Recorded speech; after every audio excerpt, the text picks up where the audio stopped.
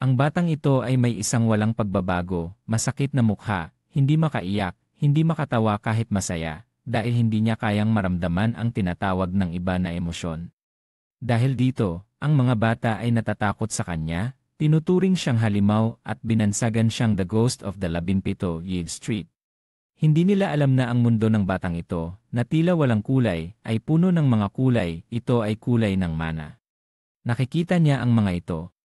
Ito ang dahilan kung bakit palagi siyang nakakapagpalitan ng pagkain mula sa malaking golem sa pamamagitan ng pagpapalit ng mga basura na naglalaman ng mana. Ito ang nag-udyok sa mga bata na hindi nagtatrabaho na magnakaw ng kanyang pagkain, na pinangunahan ng batang mataba na si John, na matapos niyang punuin ng lugaw ang bibig ay patuloy pa ring gustong mangagaw. 7 bata ang may hawak na mga armas, ang batang mataba na may hawak na bakal ay nagmadaling tumakbo patungo sa kanya. Pero hindi siya natamaan, maingat na umiwas at sinipa ang kanyang binti, pagkatapos ay isang suntok na nagpatumba sa kanya. Agad na nagalit ang mga kasama at nagmadaling lumapit na may hawak na mga armas, ngunit ang bilis ng kanyang katawan ay madaling nakaiwas, at pagkatapos ay pinatumba ang isa gamit ang kanyang siko. Ngayon, ipapakita niya sa kanila na hindi sila makakauwi. Sa loob ng ilang sandali, napatumba na niya ang lahat, at ang batang mataba na nagising ay lalong natatakot, humihingi ng tawad. Ngunit nanginginig pa rin ang kanyang mga kamay. Nilabag niya ang hindi nakasulat na batas ng mga bata, ngunit nagmamalaki pa ring sinabing aksidente lamang siyang nakakita. Ang kanyang kasinungalingan ay agad na nahuli ng batang ito. Dahil nakikita niya ang itim na mana na lumalabas mula sa kanyang puso. Ipinagkait niya ang isang binti nito pagkatapos ay umuwi siya sa ilalim ng mababanggong tulay. Dito, si Pele, ang nakatatandang kapatid ng mga bata, ay masiglang bumati sa kanya. Agad na tumakbo ang mga bata upang yakapin siya ng may pagmamahal. Umupo sila sa paligid ng lamparan ng langis at ipinakita ang kaunting ani na kanilang nakuha sa araw na iyon, na tanging lungkot ang nadarama. Inilabas niya ang kanyang bag na puno ng pagkain na nagdulot ng inggit sa mga bata. Ang kanyang kapatid ay nagbigay ng pagkain sa lahat at lahat ay masaya. Samantalang siya ay tahimik na umalis dahil hindi sapat ang pagkain para sa lahat. 1 taon na ang nakalipas, ang mga bata ang nagligtas sa kanya nang siya ay natrap sa ilalim ng nyebe. Mula noon, inalagaan niya sila bilang pasasalamat sa kanilang pagligtas. Sinabi niyang hindi siya nagugutom, ngunit ang kanyang tiyan ay nagugulong. Kaya't pinunit ni Pele ang isang maliit na piraso ng tinapay at ibinahagi ito sa kanilang dalawa. Ang langit ay umuulan ng malakas, sinamantala niya ang pagkakataon na magnakaw ng pagkain mula sa imbakan ng lugar 18. Ang mga tauhan ay abala sa pagsusugal. Maingat siyang dumaan sa bakod, gumawa ng butas sa pader upang makapasok sa loob. Pagkatapos ay kinolekta niya ang mana sa hangin upang lumikha ng isang maliit na apoy na nagbigay liwanag sa imbakan, ngunit mukhang napaka-cool na. Tahimik siyang nag-iisip kung siya ba ay may emosyon, makakagawa ba siya ng malaking apoy. Bigla, isang kutsilyo ang tumama, umiiwas siya sa isang tabi, ngunit nakaligtas pa rin ang kanyang tainga. Mabilis siyang nagtago sa isang tabi, habang ang mga gwardya ay sumisigaw na may galit, ang daga. Ikaw ay nandyan at nagnanakaw. Mas mabilis ka kaysa sa inaasahan ko. Hindi niya alam kung paano siya natagpuan, ngunit nang mas maingat na tiningnan, napagtanto niyang sila ay may suot na night vision goggles, at ang kanyang lokasyon ay nahuli. 3 kutsilyo ang itinapon, mabilis siyang umakyat at umiwas sa mga atake. Nagpanik sila, paano nangyari yon? Sinamantala niya ang pagkakataon at pinatumba ang isa sa kanila sa isang suntok. Ang natitirang dalawa ay natatakot at nagtanong, paano niya tayo nakita? Ang kanyang mga mata ay mula sa kung kailan ay nagliliyab, nakikita niya ang pulang mana ng galit mula sa katawan ng isa. Isang tao ang tumalon upang umatake, ngunit ang kutsilyo ay hindi nakatama sa kanya, kaya't nababasa niya ang kanilang mga galaw batay sa daloy ng mana sa kanilang mga katawan. Pagkatapos, pinakain niya ito ng ELACI sa mukha. Habang ang isa ay hindi makapaniwala sa kanyang mga mata, isang batang lalaki ay maaaring maging kasing lakas nito. Isang tunog ng pagyanig, siya ay agad na napatumba, akala mo ay 3 tao ang pinuno ng galit. Sa simula ay may lakas ng loob pa. Talagang walang talo sa laro, ngunit naglalaro ng bobo. Mabilis siyang umalis ngunit naharang ng isang kalbo. Napagtanto niya na ang kalbo na ito ay ang namumuno sa samahan ng Ter. Si Henry, ang kanyang mga mata ay nagiging galit. 3 tauhan ko ay pinatumba ng isang batang lalaki, talagang nakakahiya, at naramdaman niya ang nakakatakot na presyon mula sa kanya. Mabilis siyang tumakbo, isang malakas na suntok ang inihagis niya. Gayunpaman, hindi siya makagalaw, parang sinuntok niya ang isang bato. Ang kanyang malaking kamay ay agad na tumama, kahit na mabilis, hindi pa rin siya nakatama sa kanya. Mabilis siyang umatras, kahit na ang kalbo ay kailangang aminin na mabilis ang bata. Habang napagtanto niyang ang kanilang lakas ay hindi magkapareho, kung makakatanggap siya ng isang tuwid na suntok, tiyak na mapapahamak siya. Ang kalbo ay muling umatake, ngunit sa kanyang bilis, hindi siya makakakuha ng pagkakataon, sinamantala niya ang pagkakataon na yumuko upang umiwas sa atake, pagkatapos ay inilabas ang kanyang nakatagong baraha. Nagtipon siya ng mana upang lumikha ng isang malakas na apoy na tumama sa kanyang dibdib. Yenen, isang tunog ng pagyanig, ngunit walang nangyari. Ang huling atake ay para lamang sa palabas upang makatakbo siya.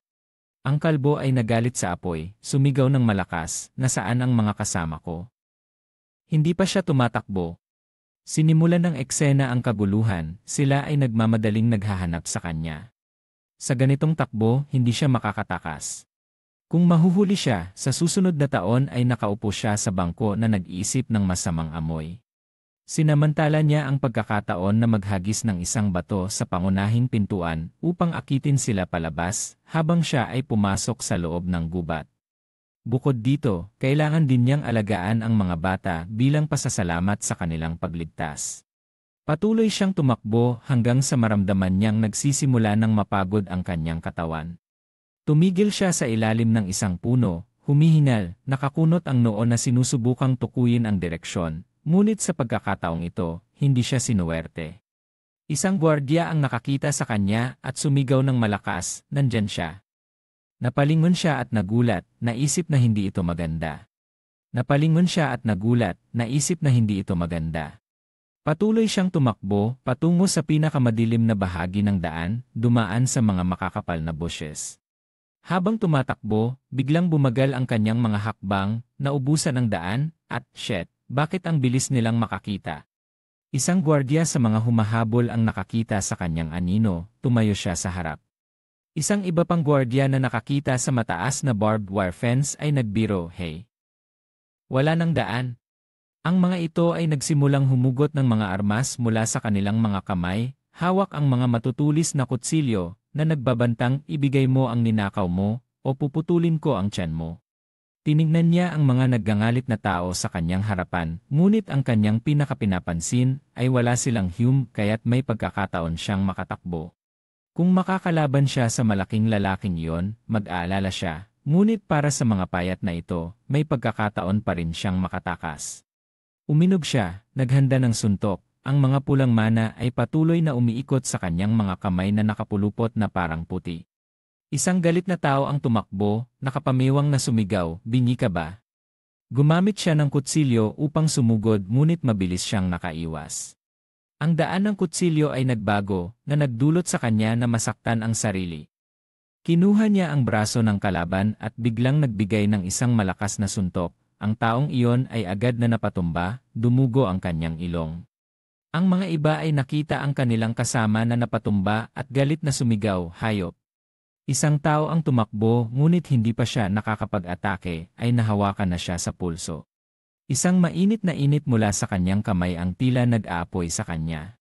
Pinilpit niya ito, nahulog ang kutsilyo mula sa kanyang kamay, naramdaman ang lakas ng batang ito, nanginginig siyang patuloy na nagmumura, bakit siya ganito kalakas?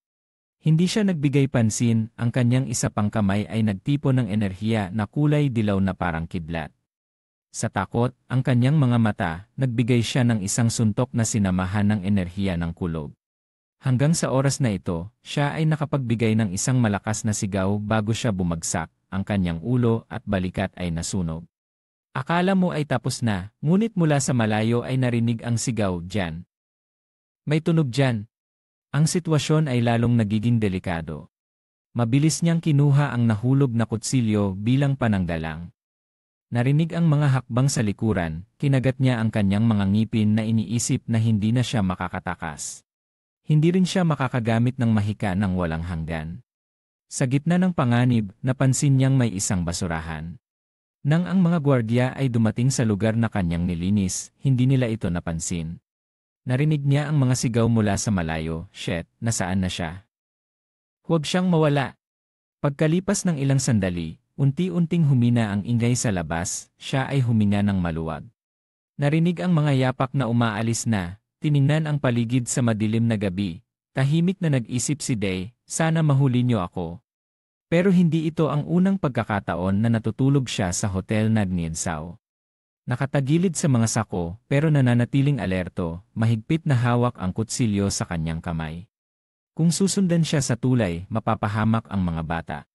Isang grupo ng mga tao sa labas ang sumisigaw at naghahanap. Habang bumababa ang gabi, lalo pang bumigat ang ulan, at siya ay pagod na. Ang tunog ng ulan na bumabagsak sa labas ay nagpalubog sa kanyang mga talukap ng mata, at unti-unti siyang nakatulog. Kinabukasan, natigil na ang ulan mula sa nakaraang gabi, ngunit ang kalangitan ay nananatiling madilim sa mga makakapal na ulap. Nakaranas siya ng isang tahimik na gabi. Nang ang malabnaw na sikat ng araw ay pumasok sa siwang ng basurahan, unti-unting nagmulat ng mata si Day sa loob. "Nakatulog ako, sigurado akong wala ng tao." Iyon ang kanyang hinala nang magtagal ng tahimik sa labas.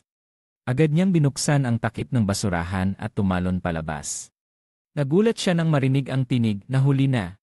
Sa harap niya, isang lalaking may suot na uniporme ng gwardiya ang lumapit. Ang kamay nito ay nakatago sa likod, mahigpit na hawak ang kutsilyo. Nakangiti siya nang may paghamak, "Buti na lang bumalik ako." Ang kutsilyo sa kanyang kamay ay itinutok sa kanya, handang saksakin siya. Ngunit sa mga mata niya, sa dibdib ng lalaking ito, may isang pulang enerhiya na walang tigil na umiikot. Nakita niya ang pulang kulay, agad niyang naisip na sobrang galit na galit ang lalaki. Mahigpit din ang hawak niya sa kutsilyo, handang lumaban, ngunit sa kanyang iniisip na hindi pa siya ganap na nakabawi. Nang makita ng lalaki na may hawak ding kutsilyo, lalo pang tumaas ang kanyang galit, at ang kanyang mukha ay naging baliw. "Bakit may kutsilyo ka rin, masyadong lalaki ka? Bakit may kutsilyo ka rin, masyadong lalaki ka?" Pagkatapos ay tumalon siya, mabilis na tumakbo patungo sa kanya.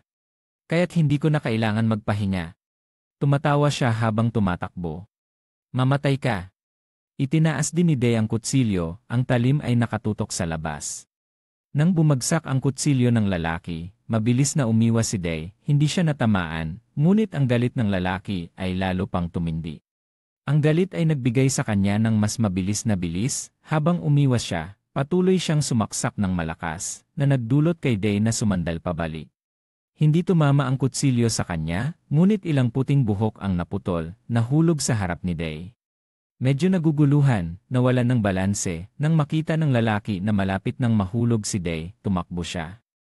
Ang kamay ni Day ay mataas, ang kutsilyo ay matalim, at ang kanyang mukha ay may nakakatakot na ngiti. "Paalam, bata."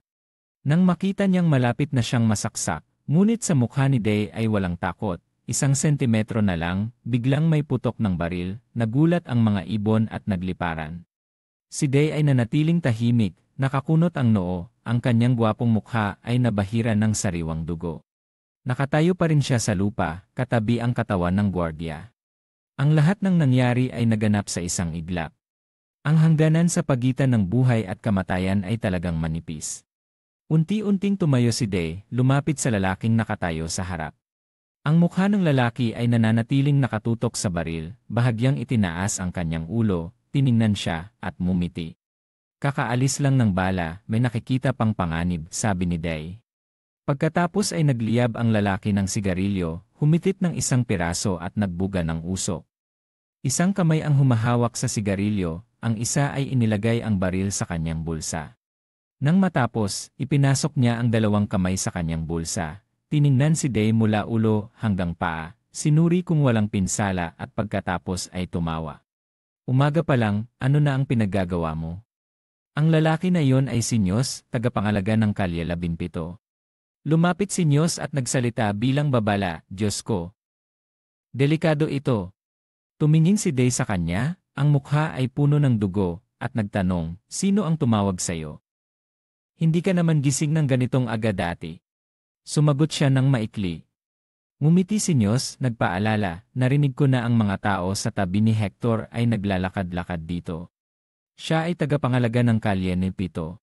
Tumingin si Jesus sa Day na mahigpit na hawak ang ilang lata sa kanyang damit at pinabayaan ang usapan. Tanungin mo ang bata kung paano niya nakuha ang mga bagay na yon mula kay Henry. Tapos ay tumawa siya ng malakas, talagang matapang ka. Tumingin si Day kay Nyos, nagsalita, salamat, Tito, bahagyang yumuko, na may hitsura ng kawalang magawa. Wala namang papuri dyan. Nagpatuloy si Day. Talagang mahirap. Tumingala siya kay Nyos, lihim na iniisip na ang mga tao tulad ni Nyos ay mahirap harapin. Nakita niyang nag-init si Nyos ng sigarilyo, patuloy na nag-isip. Ang mga tao tulad niya ay may emosyon na napakababa na hindi kailanman mapupuno ang lalagyan. Nagsalita si Nyos, ganyan ang mangyayari, madaling mamatay. Hindi lahat ay makakagalaw. Si Day, na may malamig na tingin, sumagot, kung hindi kami kikilos, mamamatay kaming lahat sa gutom. Itinaas ni Nyos ang kamay upang ayusin ang kanyang buhok. Nagsabi, sige, nagbayad na ako ng utang dahil nailigtas mo ako. Pinutol ni Day, inangat ko kayo dahil akala ko ay isang bagay, hindi dahil sa balak kong iligtas kayo. Umiti si Nyos ng pilit, sige na. Sa anumang paraan, nailigtas na tayo ng bata. Sige, nagbayad na ako ng utang dahil nailigtas mo ako. Naalala niya ang halos isang taon na ang nakalipas. Sa hindi sinasadyang pagkakataon, nahatak ko si Nyos mula sa ilalim ng ilog. Mukhang siya ay dating namumuno sa lugar 46 pero siya ay tinaksil. Hindi ko iniisip na nagsisinungaling siya tungkol doon. Ang paraan ng kanyang pagtuturo sa pakikipaglaban bilang kabayaran ay medyo sistematiko. Sa pag-isip na yon, tinawag ko si Nyos.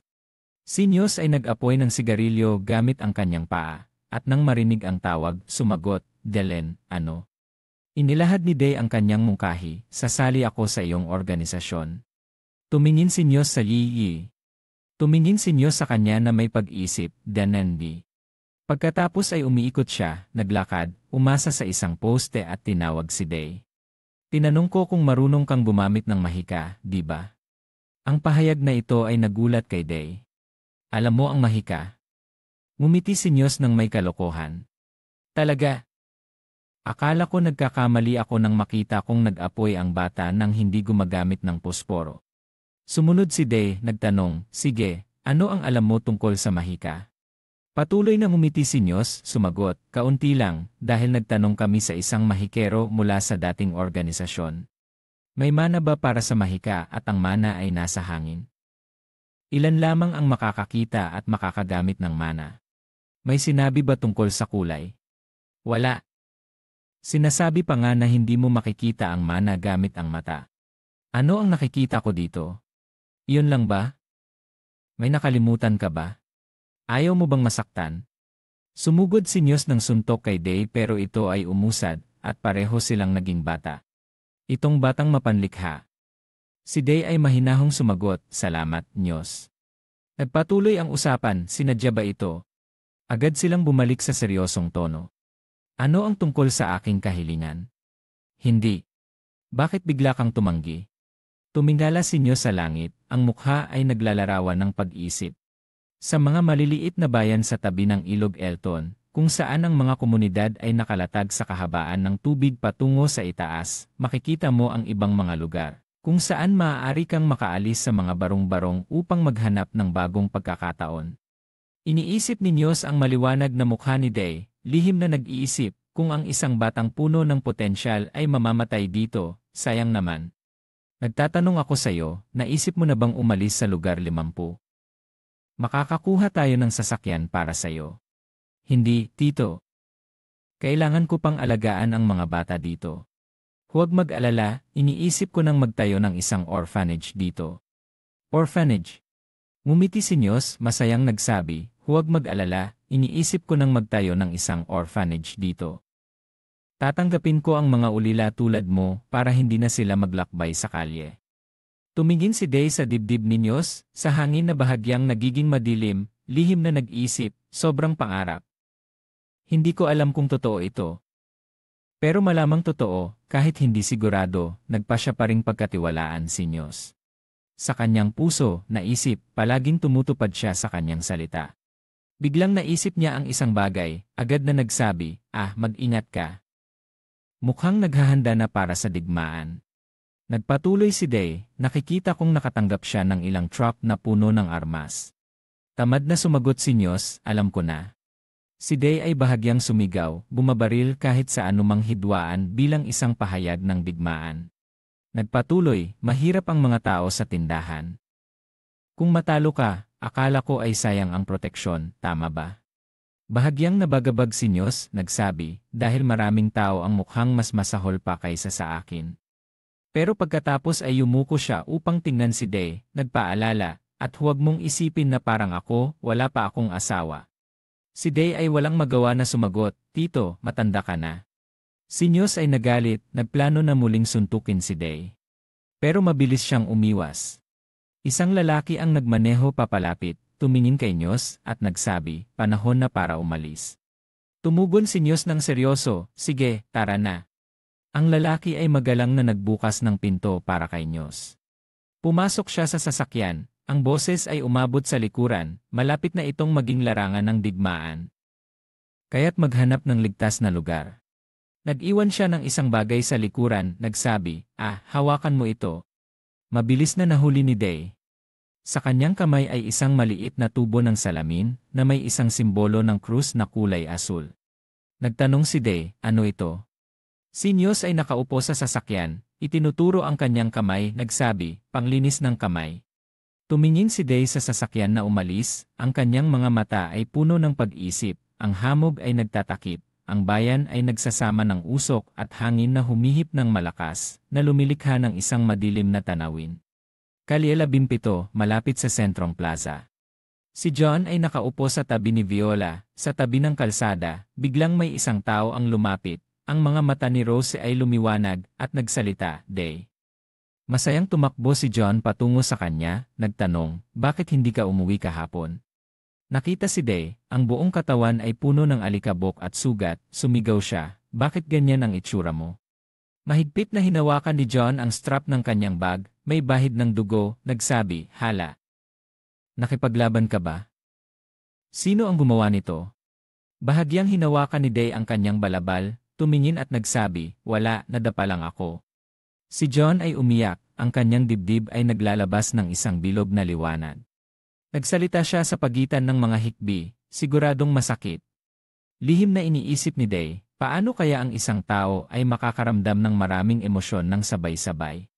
Pinatong ni Day ang kanyang kamay sa ulo ni John, mahinahong nagbigay ng aliw, kinuha ito at bumalik sa tent, sinabing ipaalam kay na pupunta siya doon ng maaga. Unti-unting huminto sa pag-iyak si John, tumingin kay Day na may mga mata na puno ng luha, mahinahong sumagot. Pagkatapos ay nagmadali si John na umalis, naiwan si Day at si Viola. Hindi lumingon si Day, nagsalita, Viola, sinabi mo ba kay John ang tungkol sa akin? Ang matandang babae na may puting buhok na nakaupo sa tabi ng kalsada ay mahinahong nagsabi, ikaw ba, Day?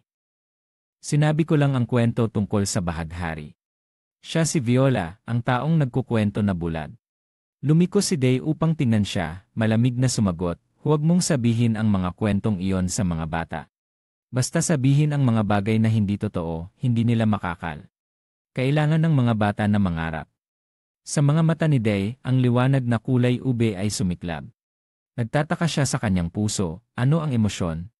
Ang dibdib ni Viola ay naglalabas ng kumikislap na liwanag na kulay ube na umaakit sa kanyang kuryosidad. Ube mana, hindi ko pa nakita ang sinuman maliban kay Viola na may ganitong kulay. Lumayo si Day, malamig na nagsabi, dapat kang lumipat sa ibang kalye, malapit na ang digmaan. Mabilis siyang umalis, iniwan si Viola na nakaupo doon, siya ay lihim na nag-isip, talagang isang mabait na bata. Kinabukasan, ang araw ay sumisikat na maliwanag sa pagitan ng mga bubong. Kumatok si Day sa pinto, nagsalita, narito ang mga delivery. Binuksan nino ang pinto, nang makita siya ay nagsabi, o kinuha mo na ba ang delivery? Malamig na sumagot si Day, ganoon ba? Sa isip niya, tumutol siya, hindi siya kailanman mapapahinto. Inilapag niya ang kahon ng kahoy sa loob ng bahay, nagpatuloy, hindi ka ba mag-evacuate? Kapag sumiklab ang digmaan, walang bibili dito. Si Nu ay tila walang pakialam ngunit walang magawa, kung iwan ko ang tindahang ito, saan pa ako babalik? Biglang, sinabi ni Nu na hindi pa sigurado kung magkakaroon ng digmaan. Tumingala si Day, nagtanong, anong ibig mong sabihin? Itinuro ni Nu ang pinto kung saan naroon si Hector at Nyos. Si Nyos ay nakikipag-usap sa loob. Kung walang problema, walang digmaan. Bumukas ang bakal na pinto, si Hector, si Hector, si Nu ay magalang na yumuko, nag-aalangan. Hector tumingin kay Day, nagsalita, isang batang katulong, umalis na ang mga matatanda. At siya ay humaplos sa balikat ni Day, sabay sabi, magaling, bata. Magtrabaho ka ng mabuti para makasurvive. Binigyan niya si Day ng ilang barya, kumuha ka ng kaunting merienda. Pagkatapos ay umalis siya, tinawag ang mga bata, bago tuluyang umalis, iniwan ang isang mensahe, ingat kayo. Tumingin si Day sa mga barya sa kanyang kamay, tahimik. Bigla, napansin ni Henry ang isang bagay, ang kanyang tingin ay naging matalim. Nang makita ang band-aid sa tainga ni Day, naramdaman ito, si Day ay naging tense, hinila ang hood ng kanyang coat upang takpan ang tainga, nag-aalala na baka napansin siya. Nakakunot ang kanyang noo. Binigkas ang isang tanong, Des Teraniengoy Heilan Yilay. Darating na ako. Umalis ang sasakyan, nag-iwan ng alikabok. Nakaligtas din. Napansin niya ang sugat sa kamay ko. Bakit hindi niya sinabi at umalis? Anong nangyari? Nang makita ang hitsura ni Nyos, nagulat si Nesu. Umupo si Nyos sa kahon, nakasimangot, nabigo sa negosasyon, ang kanyang mukha ay tila nagiging masungit, handa na sa giyera. Totoo ba? Hindi ko matanggap ang mga hindi makatarungang kondisyo. Higit pa rito, ito ang pinakamasamang resulta. Hindi ito kasalanan mo. Huwag kang umalis sa iyong taguan sa panahong ito. Hindi ako makakagalaw kung sumiklab ang giyera. Kailangan kong makakuha ng mas maraming pagkain hanggat maaari bago mangyari iyon. Isang itim na kotse ang dumaan sa harap ni Day, nakakuha ng kanyang atensyon. Ang driver ay isang kalbo na nagpaalala kay Day sa pangalang Henry. Sinundan niya ang kotse, puno ng pagdududa. Hindi pa siya nakakakita ng ganitong sasakyan sa lugar 50. Talagang kahina-hinala. Kailangan ko. Tahimik siyang sumunod sa kotse, umabot sa kalye 18, ang pasukan ng organisasyon. May ilang tao ang magalang na yumuko sa harap ng marangyang sasakyan. Nagtago si Day sa mga damo, puno ng kuryosidad kung sino yon. Bumukas ang pinto ng sasakyan, lumapit si Hector, nagsalita, naghintay kami mula sa loob ng sasakyan. Isang lalaking may isang salamin sa mata, nakabihis ng maayos, ang lumabas na may malugod na boses, Ginoo, kami ay mag-asikaso sa inyo papasok, Ginoo. Nagtago si Day sa mga halaman, tahimik na nagmamasid kung sino siya. Nakita niya ang isang madilim na asul na kulay mula sa dibdib ng lalaki, parang isang black hole sa universo. Si Day ay tahimik na nag-isip, ang madilim na asul ay halos itim, isang malaking halaga ng mana, na labis na kapansin-pansin. Ang kulay na iyon ay mukhang mana ng golem kapag sila ay gumagalaw. Nakatuon ang kanyang tingin sa mana ng lalaki, puno ng mga tanong. Ano ang mga bilog sa paligid ng kanyang lalagyan? Ang mga berdeng itim na bilog ay nag-overlap, naglalabas ng malaking lakas sa paligid. Ang mga bilog na iyon ay may maraming mana, parang ginagamit niya ang mga ito upang pigilan ang mana na tumakas. Nagtaka si Day, nag-isip, napakadelikado ng lalaking iyon, kailangan kong sabihin kay Nyos. Makalipas ang ilang sandali, sa kalye 17, ang organisasyon ni Nyos ay naglalabas ng mga kahon ng armas mula sa truck. Isa-isa, nagkamayan sila. Ang mga tao sa loob ay nagmamadaling ilipat ang mga armas, nagtatanungan, anong nangyari sa mga supply. Isang tao ang tumuro, mabilis, ilipat na ang mga ito. Lumapit si Day sa isang lalaki, nagtanong, nasaan si Nyos? Nang makita siya, nagulat ang lalaki, paano ka nakapasok? Ang lalaki ay walang magawa na tumingin sa kanya, bata ito. Isang tao ang tumuro, paano ka nakapasok? Nagtanong si Day, nasaan si Nyos? Umalis na ang boss para maghanda para sa giyera, delikado, kaya umalis ka na rin. Walang pakialam na sinabi ni Day, ipaabot ito kay Nyos. Agad na nagtanong ang lalaki, ano yon? Ngunit sa isip ni Day, hindi niya maipahayag ang tungkol sa mana. Ang seryosong tinig ni Day ay umabot, sabihin mo sa kanya na mag-ingat sa lalaking may isang salamin sa mata. Sa isang lugar na sira-sira at luma, ang maulap na hangin ay kumakalat sa bawat sulok. Isang anino ang lumapit, tinitingnan ang mga bata na mahimbing na natutulog sa lupa, ang kanilang mga kumot ay magkakasama. Isang tinig ang umabot, hindi maaring magpatuloy ang digmaan. Umupo si Iray sa tabi, at nagpatuloy si Pale, ngunit hindi mo ba iniisip na matatapos ito sa loob ng isang linggo? Ang dalawang tao ay nagbulungan. Si Pale ay nagsalita, sino sa tingin mo ang mananalo? Sumagot si Iray, hindi ko alam, ang dalawang organisasyon ay medyo pantay. Bahagyang ibinaba niya ang kanyang ulo at nag-isip, ngunit dapat manalo ang Nyos para sa kaligtasan ng mga bata. Siya ay nag-aalala tungkol sa mga bata dito. Kung hindi mananalo ang Nyos sa digmaan na ito, ang mga batang lansangan ay ibebenta bilang mga alipin.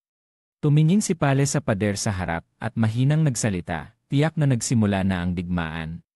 Bigla, isang tunog ang nagpasindak sa kanilang dalawa, nag-alala. Si Ethay ay agad na tumayo. Tinanong ni Pale, narinig mo ba yon? Agad na sumagot si Ethay. Sabi ni Pale, hindi ko pa narinig ang ganitong bagay dati. Parehong nag-aalala ang dalawa, ang kanilang mga mata ay nakabukas ng malaki, tahimik na nag-isip. Napakakakaiba, mayroong hindi tama. Sa kalye 17, ang mga sundalo na may mga tensyonadong mukha ay nagpapaputok sa harapan. Bigla, may isang bagay na nagdulot sa kanila ng takot. Ang mga patak ng pawis ay puno sa mukha ng golem na lumitaw sa kanilang harapan.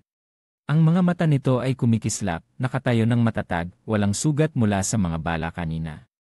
Isang tao ang sumigaw, si Raulo. Kahit na walang naiwan na dent. Ang kasama niyang sundalo ay nagsalita. Bakit biglang nagalit ang golem na ito? Bigla, itinaas ng golem ang kamay.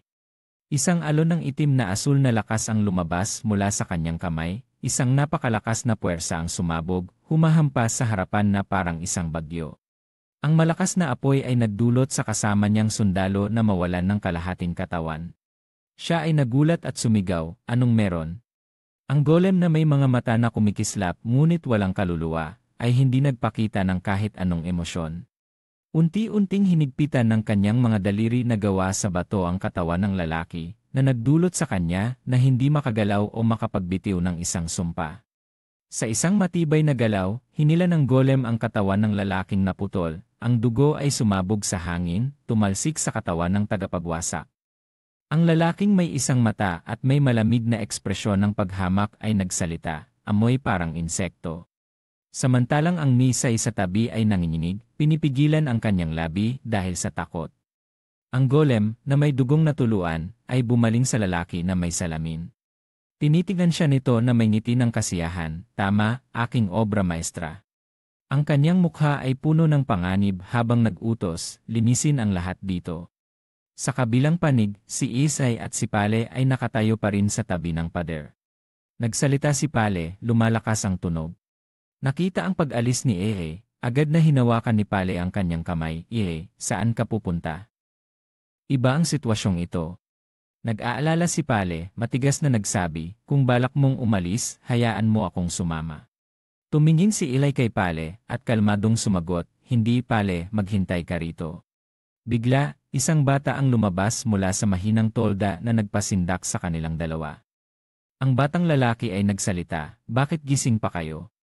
Si Pale ay bumalik sa kanyang kalmado, mahinahong niyayakap ang bata, pasensya na, naabala ba namin kayo? Babalik kami sa loob agad, kaya matulog ka na. Ang batang lalaki ay tahimik na sumagot, sige. Si Ilay ay nasa likod ni Pale, mahinang tumawag, Pale. Bago pa makapagsalita si Ehe, nagsalita na si Pale, sige, Ilay. Mananatili akong dito kasama ang mga bata. Ipinatong ni Pale ang kanyang mga kamay sa mga balikat ni Ehe, at nagsabi, huwag masyadong lumayo at bumalik kapag alam mo na kung ano ang nangyayari. Si Ehe ay tahimik na sumagot, sige. Babalik ako agad.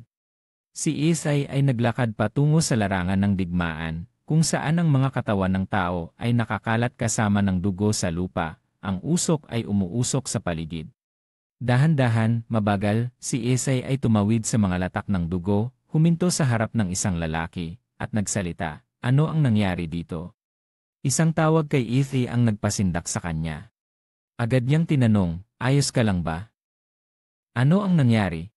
Ang lalaki ay nagmadali, yung mga siraulong iyon ay nagdala ng isang golem.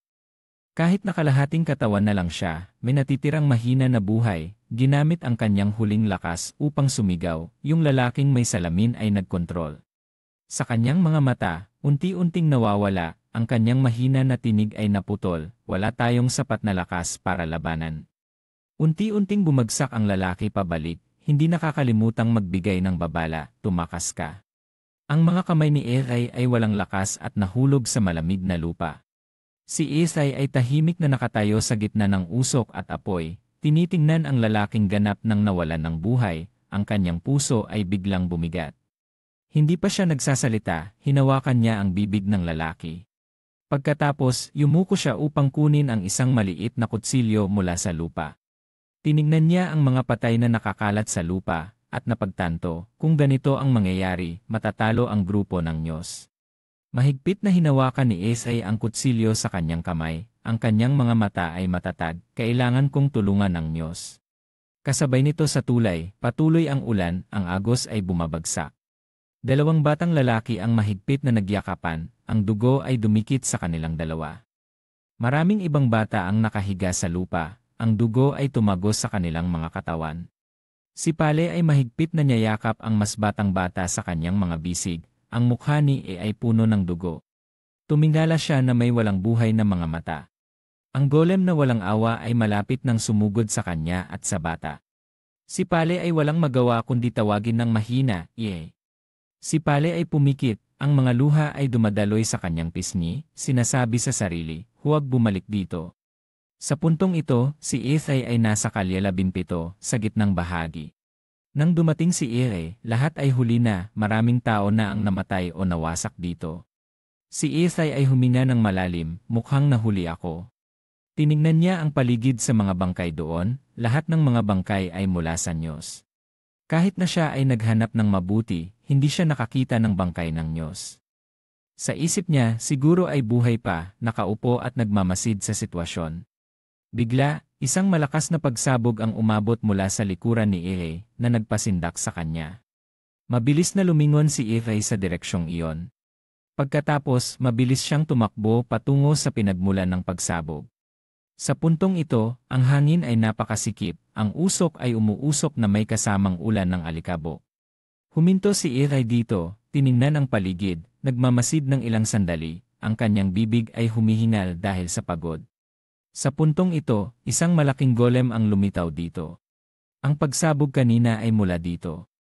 Sa tabi ay ang mga bangkay ng mga bata na hindi nabuo. Ang mukha ni Esay ay agad na nagdilim, "Kailangan kitang patayin." Tumalon si Esay ng diretsyo sa hangin na may kutsilyo sa kamay, tumakbo patungo dito. Ngunit mabilis na napansin ng golem na may mga pulang mata si Esay. Walang pag-aalinlangan, mabilis na tumakbo ang golem patungo kay Ethy, nagbigay ng isang malakas na suntok. Ang lakas ng suntok ay nagdulot kay Ethy na mapalayo, tumama sa pader, lumikha ng isang malaking dent at nagdulot ng mga bato na sumabog. Si Ethy ay malubhang nasugatan, nahihirapang huminga ngunit nakatingin pa rin sa mga bata. "Kailangan kong tingnan kung okay sila." Bigla, nakita niyang ang mga bata ay masayang sumasalubong sa kanya na parang dati. Si Ethay ay lumingon at nakita ang mga bata na tumatakbo patungo sa kanya, ang kanilang mga mukha ay puno ng saya, sumisigaw, "Kuya E. Bilisan mo!"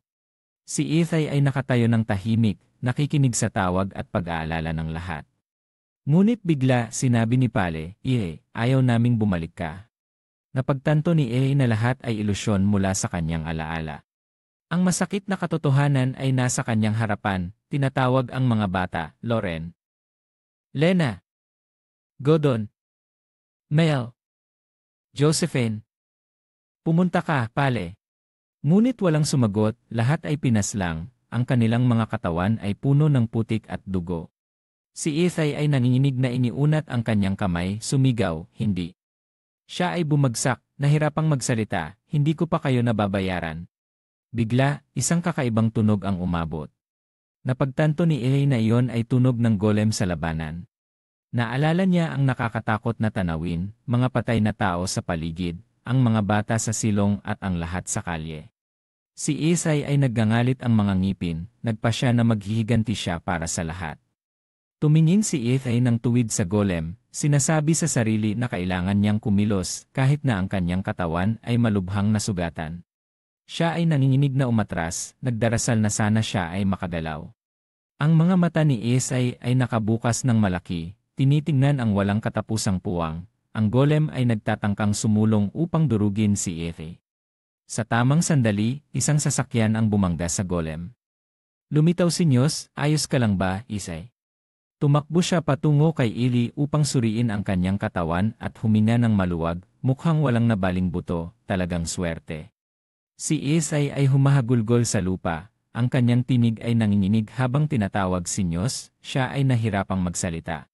Ang mga bata ay nakatayo sa tabi ni Nyos, tahimik na nauunawaan ang sitwasyon. Mahigpit ang pagkakahawak niya sa kanyang kamay, nakayuko ang ulo, Day, pasensya na at huli na ako. Umiling si Day, hindi naman kasalanan mo, tito. Niyakap ni Nyos si Day upang aliwin ito. Naklining si Day sa pader at tinanong, paano naman ang mga tauhan mo? Sumagot si Nyos ng kalmado, patay na silang lahat. Sa isip niya, tahimik na sinisisi ang salbaheng si Hector, hindi niya akalain na tatawagin nito ang mga manggagaway mula sa labas. Nagtanong si Day, ano ang balak mo? Sumagot si Nyos, babalik ako para hanapin ang mga nakaligtas. Ngayon si Hector.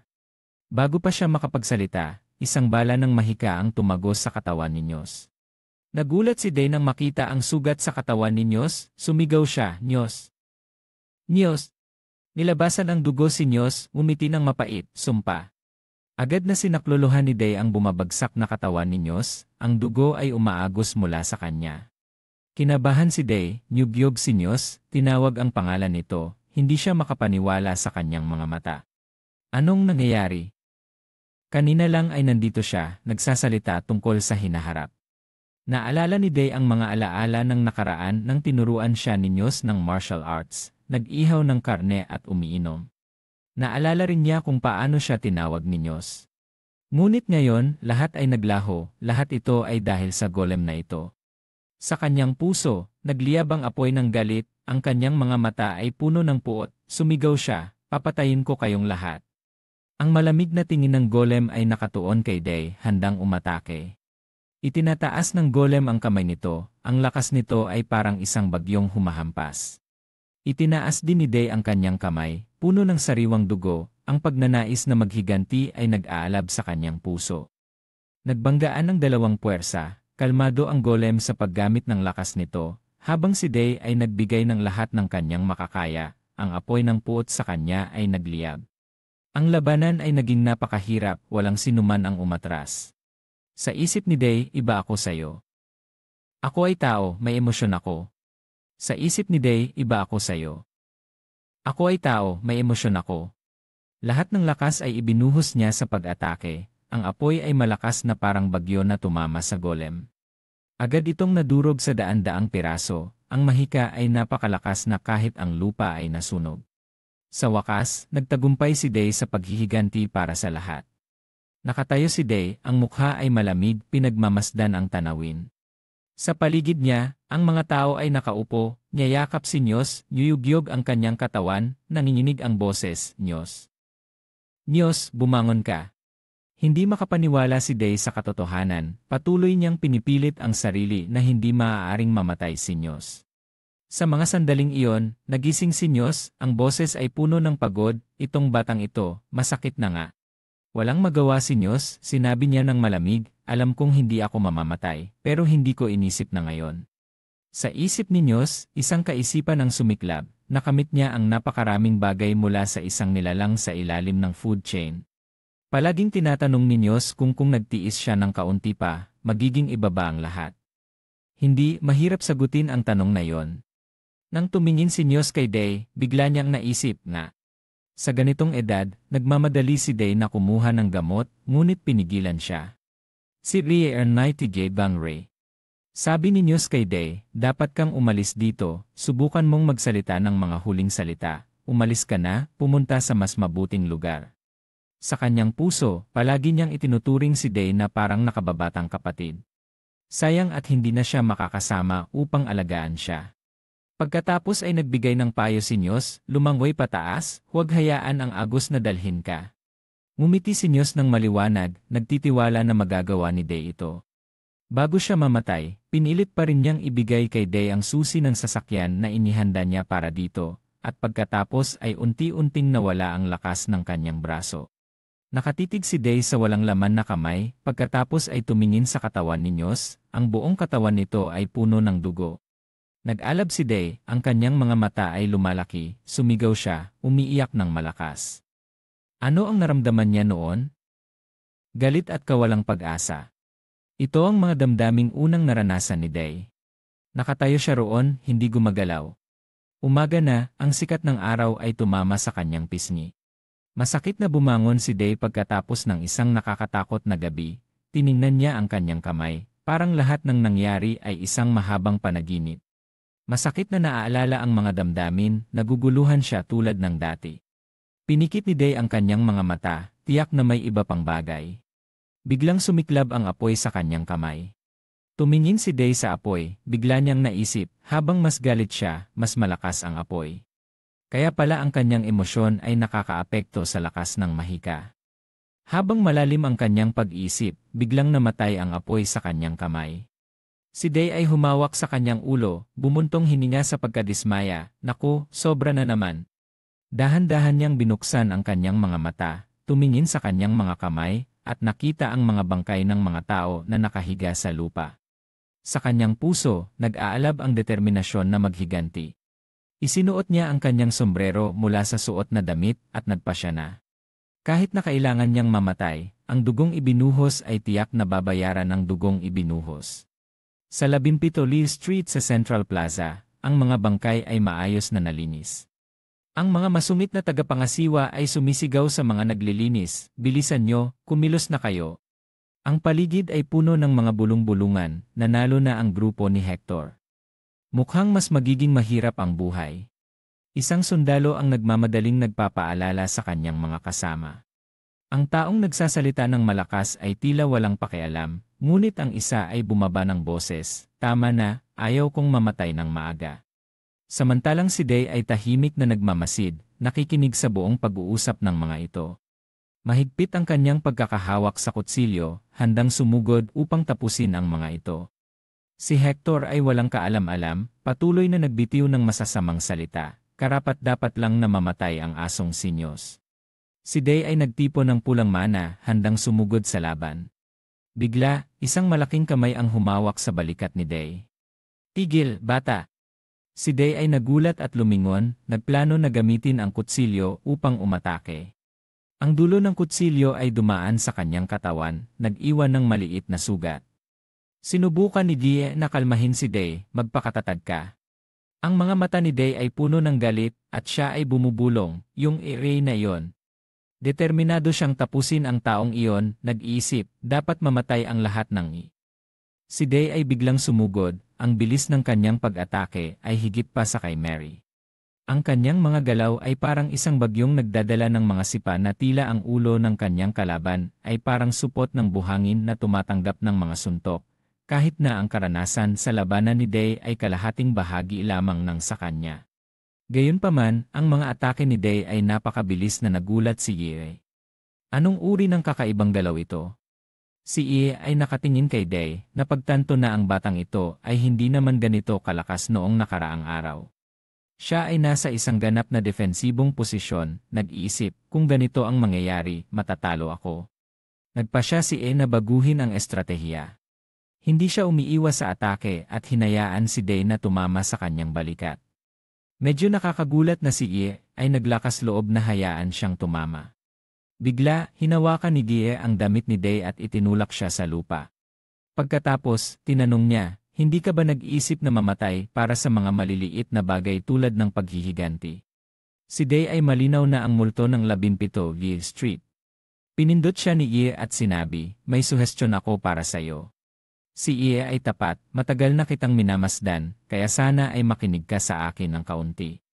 Ang dalawa ay lumipat sa isang sulok upang magpatuloy sa pag-uusap.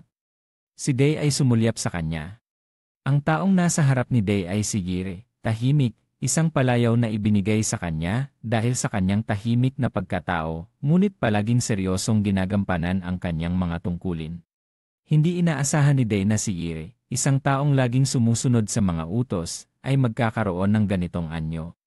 Siya ay nag-isip, mukhang wala siyang balak na lokohin siya. Si Day ay nagtanong, ano yon? Si Ye ay nagmungkahi, gusto kong umalis ka sa Zone 50.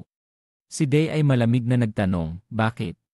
Ang sagot ni Ye ay hindi inaasahan ni Day, gusto kong humingi ng tulong sa iyo para hanapin ang aking kapatid na lalaki. Si Ye ay masakit na nagkwento, ang aking kapatid na lalaki ay ibinenta ni Hector sa lungsod ng mga salamangkero, itinulak sa suliranin. Si Ie ay nagbahagi ng buong sitwasyon at dahilan kung bakit siya pumili ng ganitong landas. Sinabi ni Hector na kung magtatrabaho ako ng mabuti sa ilalim niya sa loob ng 10 taon, ibibigay niya sa akin ang impormasyon tungkol sa aking kapatid, kaya't nagtrabaho ako para sa kanya. Ngayon, ang batang iyon ay tiyak na kasing edad mo. Si Day ay walang pakialam na sumagot, bakit ko dapat tanggapin ang kahilingang ito? Si Ye ay tila may sasabihin, ngunit si Day ay nagpatuloy, ikaw. Siya ay nagpatuloy, alam mong gumamit ng mahika, di ba? Ang pahayag na ito ay nagpasabog kay Day. Si Ye ay nagmadaling ipaliwanag, matapos ang laban sa bodega, alam ko at sigurado na. Sinabi niya ng may taos pusong tono, sa kasalukuyan, alam mo lamang ang kaunting mahika, kaya hindi mo kayang talunin ang lahat. Ipinahayag ni Gi na palagi siyang may kasamang isang nakakatakot na salamangkero. Si Day ay nakatitig kay Gire, ang itim na mana ng takot ay nanginginig. Ang boses ni Gi ay nanginginig, ang salamangkero na iyon ay isang demonyo. Sinumang mangahas na pasakitan siya, siya ay magyelo. Kaya niyang patayin ang isang tao na namatay kamakailan sa pamamagitan ng paglikha ng isang bilog ng mga bula ng tubig sa kanyang ulo.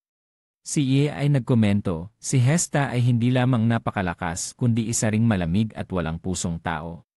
Siya ay nag-udyok, umalis ka na dito. Kung gusto mong maghiganti, kailangan mo munang mabuhay. Si Day ay nag-isip, ang kanyang ulo ay tila matalino. Si Day ay tapat na umamin, wala akong formal na pagsasanay kaya't umaasa lamang ako sa aking pakiramdam. Ang aking kalaban ay isang tunay na dalubhasa, wala akong pagkakataon. Si Ie ay nagpatuloy, narinig ko na ang lungsod ng mga salamangkero ay nasa itaas ng ilog Elton at tanging mga salamangkero lamang ang pinapayagang pumasok. Siya ay kumuha ng isang bungkos ng pera mula sa kanyang bulsa, mahigpit na hawak ito ang perang itinipid ko sa buong buhay ko. Nandito ang isang piraso ng papel na may pangalan at katangian ng aking kapatid na lalaki. Si Day ay nagulat sa ginawa ni Gie. Naniniwala ka bang ibigay sa akin ang perang ito? Baka hindi ko tuparin ang aking pangako. Si Ie ay tiwala na sumagot, naiintindihan ko ang iyong pagkatao, hindi ka tao na hindi tumutupad sa pangako. Siya ay nagdagdag, ayon sa aking pagmamasid, tiyak na mayroon kang kakayahang makapunta sa mas mataas na zone. Ibinigay niya ang buong halaga ng pera kay Day, pinasigla siya, kaya mo yan. Parang naramdaman niya ang tiwala na katulad ng sa kanyang tiyuhin. Si Day ay tumingin ng diretsyo sa mga mata ni Gire, tahimik na naghintay ng ilang sandali. Si Ie ay nag-udyok, darating na ang iba pang mga kasapi dito. Nang magpa siya na umalis, si Day ay tumango, ngunit nagbigay ng kondisyon, mayroon akong isang kahilingan. Sinabi niya kay Gie, ayusin mo muna ang mga bangkay ng mga tao sa ilalim ng lupa, saka ako makakapaglakbay upang hanapin sila. Si Ie ay agad na pumayag, sige, sisiguraduhin ko. Si Day ay humarap, naglakad na malamig na nagsabi, hintayin mo ako. Nangako siya kay Gie, babalik ako sa kanto ng mga kalye. Si Day ay humihinal pagkatapos ng mahabang takbo, pinunasan ang pawis sa kanyang baba, at nagpasalamat, ayos, walang sumunod sa akin. Si Day ay tumayo sa harap ni Enje, Viola, ang taong kanyang hinahanap. Tinanong niya ng direkta, Yenje, Viola, may tanong ako. Wala ng oras, mangyaring sumagot ng mabilis. Si NJ, Viola ay ngumiti. Ano ang gusto mong itanong? Tinanong ni Day ang tungkol sa kwento ng bahaghari. Totoo ba ito? Kung makikita ko ang bahaghari, makakakuha ba ako ng isang hiling? Naalala niya ang pag-uusap kay Johnny nang banggitin ng batang iyon ang bahaghari. Siya ay nag-isip, totoo ang bahaghari. Si Day ay nagtanong, ano ang bahaghari? Ito ay isang makulay na guhit na lumalabas sa langit pagkatapos ng ulan, maganda tulad ng isang donut na kinagat. Kung makararating ka sa lugar kung saan tumatama ang bahaghari sa lupa, maaari kang humiling ng isang kamanghamanghang bagay, di ba? Kahit na hindi mo maipagkaloob ang hiling, ang bahaghari ay umiiral pa rin. Si Day ay tahimik na nagmasid kay Yenje, Viola, ang mana niya ay purong kulay lila, walang anumang paggalaw. Siya ay nag-isip kung siya ay nagsisinungaling, ngunit walang batayan upang magduda. Si Day ay nagtanong kay Yenje, Viola, kung makikita ko ang bahaghari, maaari ko bang buhayin ang mga patay? Sino ang nakakaalam? Sinasabi ng mga tao na ang anumang imposible ay maaaring maging posible. Si Day ay nandoon na naguguluhan. Gayunpaman, walang nakakaalam kung nasaan ang bahaghari. Marahil ito ay nasa isang napakalayong lugar. Siya ay tumango, yumuko ng kaunti upang magpasalamat kay Yenye, Viola bago umalis. Siya ay nagbigay babala, mas mabuti, dapat kang umalis sa ibang lugar. Sa labas ng Zone 50, si Day ay nakarating sa lokasyon na itinuro ninyo sa papel. May nakasulat na bahay na berde na abandonado sa tabi ng puting bahay. Isang puting sasakyan ang biglang huminto. Si Day ay nag-isip, narito na. Naalala niya ang sinabi ni Nyos, kahit papaano, makakapaghanda tayo ng sasakyan. Sa palagay ni Day, mukhang nag-iwan si Nyos ng isang sasakyan na may 4 na upuan. Binuksan ni Day ang pinto ng sasakyan, ngunit walang lalaking nagtanong mula sa kahit saan, ikaw ba ang batang utusan ni Nyos, May utos ka bang kunin ang sasakyan na ito, patuloy niya. Asan si Nyos? Si Day ay nag-isip. Akala niya ay nakatakas na siya mula kay Hector. Hindi na siya pwedeng mag-aksaya ng oras. Mabilis niyang kinuha ang isang bakal na pangbukas upang buksan ang pinto ng sasakyan habang ang lalaki ay nagiging alerto. Mabilis na binuksan ni Day ang pinto, pumasok sa sasakyan, ngunit ang lalaki ay agad na sumugod, sumigaw, saan ka pupunta? Si Day ay nakaupo ng matatag sa driver's seat, sinara ang pinto ng mahigpit. Ang lalaki ay nakarating sa pinto ng si Day ay handang isara ito. Siya ay lumuhod at sinubukang hawakan ang pinto, sumisigaw, buksan mo ang pinto. Ang dalawa ay naglaban sa loob ng ilang sandali. Si Day ay nag-isip na siya ay nagamit na ng masyadong maraming mana, ang kanyang mana sa pagpapalakas ay malapit ng maubos.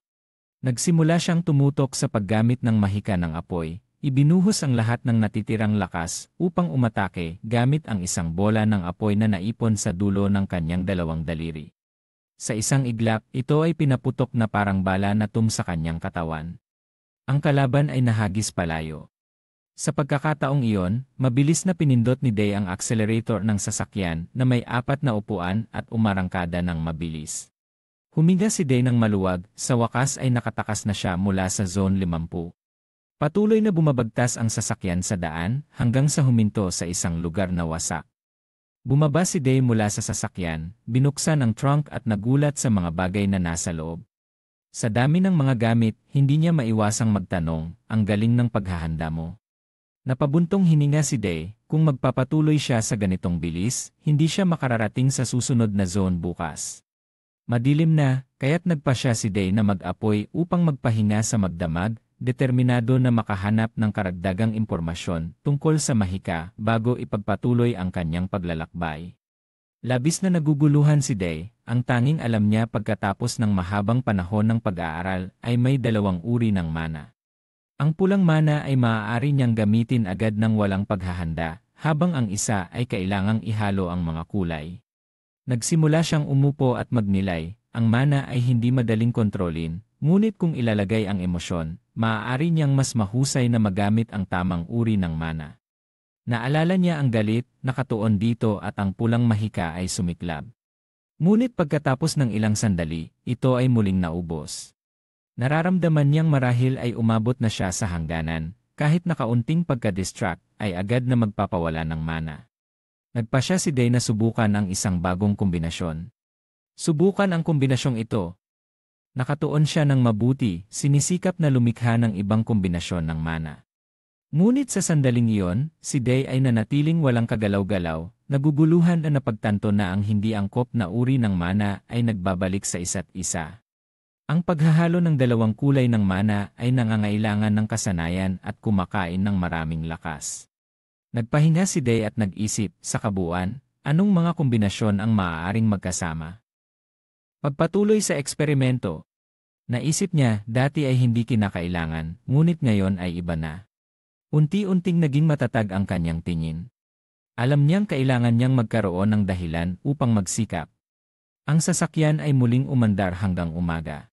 Nagising si Day, uminom ng isang lagok ng tubig. Kagabi, ibinuhos niya ang lahat ng lakas upang subukan ang mana. Pagkatapos ng 7,749 na beses, nagtagumpay si Day na lumikha ng mga batayang mahika sa pamamagitan ng paghahalo ng mga kulay ng mana sa hangin.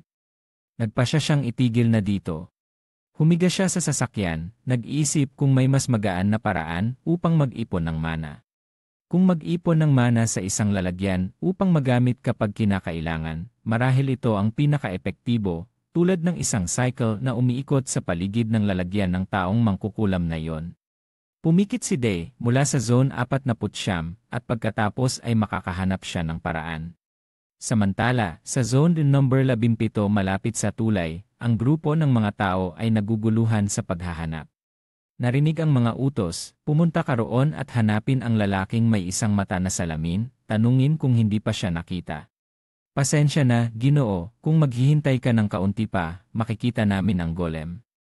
Ngunit malamig na nag-utos ang lalaki, huwag, at itinutok ang kanyang tungkod sa mukha ng tauhan na nagpatigil sa kanya sa takot at nagmamakaawa. Pasensya na, bigyan mo ako ng kaunting oras.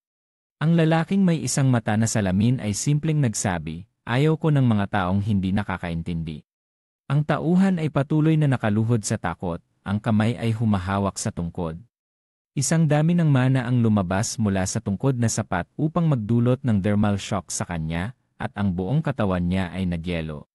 Ginamit ng lalaki ang tungkod upang tapikin ang yelo, bahagyang itinulak na nagdulot ng pagkabasag ng kanyang katawan. Ang kinikilala ay sumigaw ng dalawang salita, walang silbi. Biglang may sumigaw mula sa kabila, mayroong isang bagay. Isang tauhan ang nagulat, mukhang nag-away ang golem dito.